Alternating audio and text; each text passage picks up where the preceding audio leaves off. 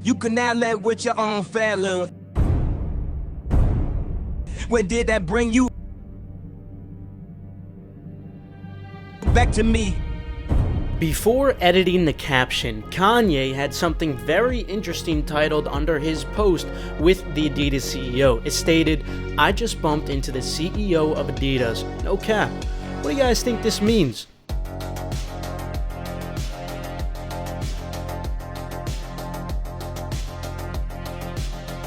I offered them 20% of the shoe sales to do distribution. Just the picture alone, with them smiling together, foreshadows a lot.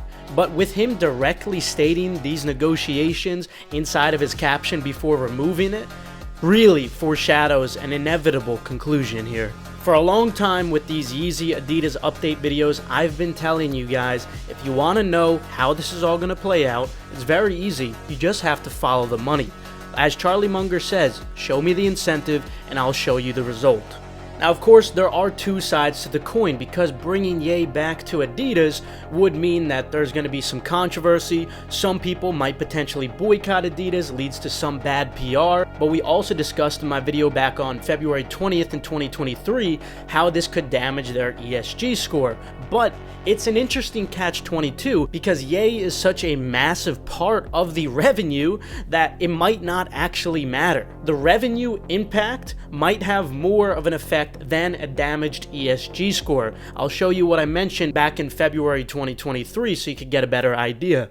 Clearly, bringing Kanye back after his recent statements will create lots of controversy. There will be a certain demographic that Adidas then alienates due to boycotts. No matter where you personally stand, there will be at least a portion of people that will no longer support Adidas because of this. However, the question is, does this amount of revenue lost from the hypothetical boycotts outweigh the billions directly lost by not being able to release branded Yeezys anymore, or even new designed Yeezys? You see, now the question isn't so easy to answer, especially in the long run. It might seem crazy to bring Kanye back to some of you, but what really matters at the end of the day to these companies is the bottom line, of course. There is one other reason why they would not want Kanye a part of the brand, however, and it's what I explained in this video right here, and that is ESG, Environmental Social Governance. You see, if they bring Kanye back, Adidas' ESG score will certainly tank into oblivion, particularly due to the social aspect of ESG. This means that it will be harder for large firms like BlackRock to invest money into Adidas. But you see, we have a catch-22 anyway. Without Kanye, the revenue inevitably takes a huge hit. That in itself makes it hard for any investment firms to invest in Adidas if their revenue and net income is shrinking. So now, Adidas is in this dilemma anyway.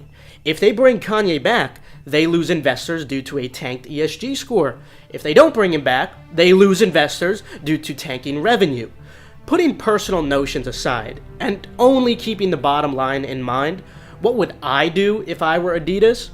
I would try to arrange an agreement with Kanye again. So, remember, while these are just rumors, it really does make sense for Adidas to bring Kanye back for the bottom line. Remember, it doesn't matter how much you dislike him or disapprove of his notions if that's the stance you take. What matters is the bottom line, money. While I would not expect anything to occur for a long time, I do certainly think this is a strong possibility.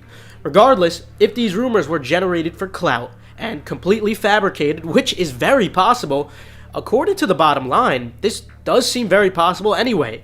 It doesn't even matter. Now, obviously, since then, we did indeed see the obvious play out, which was if you were to follow the money, they would, of course, rejoin forces to, at the very least, release the remaining Yeezys rather than discarding of them, because that would just lead to a net loss. In my last Yeezy update video, we discussed how they came to this conclusion in their earnings call, but truth be told, this was the plan all along. Not only did Adidas confirm that Yeezys are going to be coming back in 2024 2024, but it sounds like they're going to be discounted too. As I quote from the Adidas CEO himself during the earnings call, "Our consumer, trade, and retail research indicates that we should at least be able to sell the remaining Yeezy inventory at cost or more. This is why we have only written off remaining inventory that was either damaged or very broken in sizes." In other words, Adidas is prepared to sell these Yeezys below retail as long as it's still above the cost to produce and market these products, which I'd assume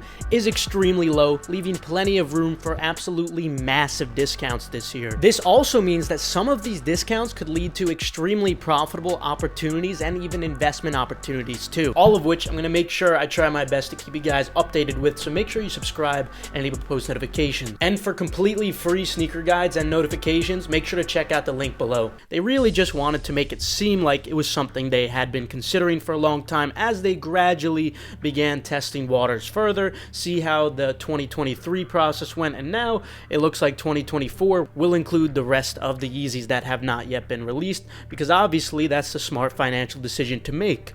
In fact, after Adidas decided to release those remaining Yeezys in 2023, their ESG score hardly took much of a hit. So of course, there probably isn't going to be much of a hit if they continue that same process in 2024. So as you see, little by little, they just continue testing waters. They continue testing investors to see if working with EA more and more is going to cause some investors to pull back. So again, like I've been saying for a long time, what they're doing is just testing waters gradually. This is a long process, but eventually I do believe that the logical decision for both parties is for them to reunite. And what does that mean? It means we're not just going to get the remaining Yeezys, but eventually perhaps we will even get new Yeezys again too.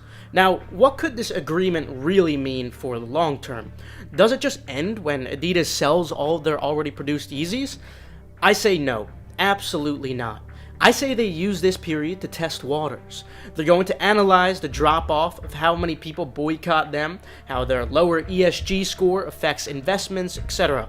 And I hypothesize that by the time they are nearing the end of this already produced Yeezy stock, they will come to the conclusion that the investments they gained from the increases in revenue outweighs what they lost from the lower ESG score, in addition to the revenue from Yeezys outweighing the revenue lost from potential boycotts. And so, just like how Nike let the Travis Scott situation cool down before dropping the sneakers again, Adidas will most likely be doing the same.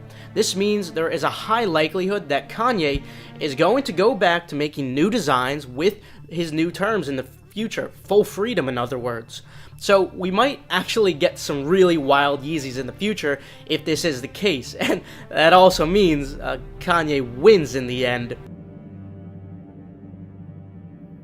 You can now let with your own fella. Where did that bring you? Back to me. Time can really change a lot of things. I mean, we've seen Ozzy Osbourne working with other companies despite him saying very similar things to what Ye said, which got him canceled in the first place, which is so ironic why Ozzy Osbourne didn't want Ye sampling his stuff. Not to mention, you could really rationalize and justify everything. I think one of the concerns they raised when they really decided not to burn the rest of the Yeezys was for sustainability issues.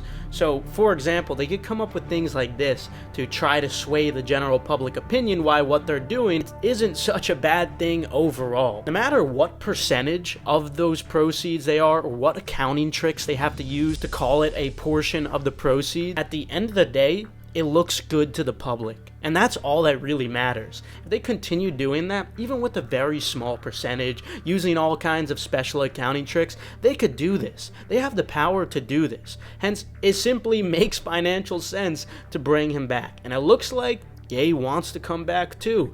It makes sense for all parties. So, I'm doubling down. I'd say give it time, like usual. Also, make sure to check out Endurance with the link in the description below if you're looking for a profitable side hustle that goes far beyond just sneaker reselling or even just completely free sneaker guides. Subscribe, enable post notifications. This way you stay 100% updated on all hyped releases, and follow my Twitter, KeithAdam10. This way you get urgent notifications like the one for the shock drop.